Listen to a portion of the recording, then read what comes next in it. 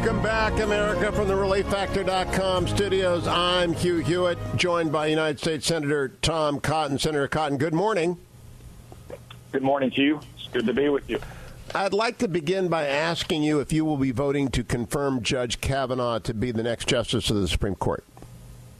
I will be voting, Hugh, with a majority of the U.S. Senate to make the Judge Kavanaugh Justice Kavanaugh later this month. Have you heard any Republican indicate anything other than a positive vote?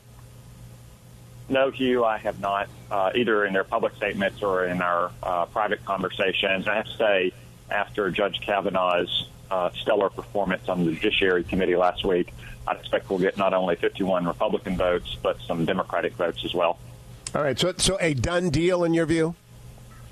I think it's a done deal, Hugh. Now it's just a matter of the time running out. You know, the Judiciary Committee Democrats didn't cover themselves with glory last week. They're behaving kind of like the Washington Generals. we know the outcome. We just don't know what the show is going to look like. And it was quite a show that some of them put on. You know, the Steelers fans out there won't know that the Washington Generals was the team that went up against the Harlem Globetrotters night after night. They never won, but they did put on a show. You're right, and that was quite a show. It was actually kind of embarrassing to the Senate, wasn't it? Well, Hugh, as I said, not everyone on the committee covered themselves in glory. Some did fine, but some, I think, were using that platform as a way to try to jumpstart their 2019 Democratic presidential primary campaigns. I'm not sure that's going to work so well for them, though. Have you seen Senator Spartacus in the hall since the hearing? I have not, Hugh. Look, you know, if he chooses to run for president, he's at least saved President Trump the mental energy of having to come up with a nickname for him. That's exactly right. All right, serious stuff. Wall Street Journal, U.S. holds talks with U.K., France on possible Syria strikes. John Bolton saying if they use chemical weapons again, the attacks that will follow will be much more severe than those in April 17 and April 18. Your comment, Senator Cotton. Those talks are a prudent step forward, given some indicators that have been in public media, Hugh. That Syria is preparing to perhaps use chemical weapons in Idlib in northwest Syria, which is one of the last holdouts from Assad's attempts to reconsolidate power. President Trump has cautioned Syria and Russia and Iran that any use of chemical weapons will be met with greater force than he showed in April of last year or in April of this year. And I would support such an action. We cannot allow chemical weapons to be used on any battlefield, but especially a battlefield in close proximity with American troops.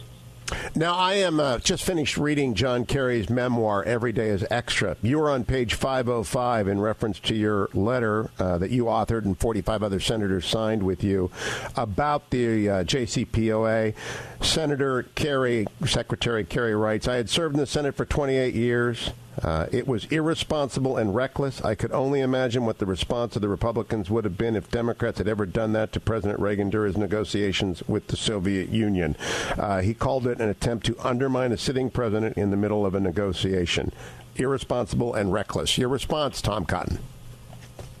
Well, Hugh, if that's on page 505 of John Kerry's memoirs that you're reading, you're 505 pages ahead of me. It will long remain so. I would simply say to you that the letter that I and 46 other Republican senators released during those negotiations was 100% true. Any international agreement that's not ratified by the Senate is susceptible to being overturned by the next president. I cautioned President Obama and the Democrats at the time. That's exactly what has happened. If they had listened to me and they had used that constitutional structure to try to get a better deal with Iran, then perhaps we wouldn't be in this situation. And what do you think is going on inside the Islamic Republic today, even after the $1.7 billion, the freeing of the 4 hostages? The JCPOA has been blown away like dust, as you told them it could be in that letter. What do you think is happening within the regime today? Economic collapse and societal instability. With the reimposition of sanctions, the declining oil sales to countries around the world, and the new sanctions that are going to be coming, you've seen massive inflation with the Iranian currency. You've seen people struggling to buy basic foodstuffs, bread, milk, eggs, chickens, so forth. And you see people who are willing to protest at peril of their own freedom and even their lives. Not just those economic conditions, but the basic freedoms that the Ayatollahs deprive them of. Last question, Senator Cotton. There's a lot about the president in the new Woodward book. There was the anonymous story last week. You've dealt with him a lot. Have you seen any behavior of the sort that is often remarked upon as being chaotic and irresponsible out of the president when you've dealt with him? No, Hugh, I haven't seen that kind of behavior. You know, that op-ed is really nothing more than the same kind of anonymous quotes you can read in the newspaper every single day by the president's distractors, just turned into a book-length op-ed. And in the Woodward book, you know, when you rely on anonymous sources, you shouldn't be surprised if anonymous sources use you as a conduit to settle grudges or grind out grievances or try to advance agendas. But your personal experience is that he's calm and collected? We have a good working relationship, and when we work together, I have not seen the person that's described in that op-ed. Senator Tom Cotton, we're going out with a little Harlem Globetrotters music for the Washington Generals that are your Democratic colleagues on the Judiciary Committee. Well said. I'll be right back, America. Hour number 3 of the Hugh Hewitt Show. Straight ahead.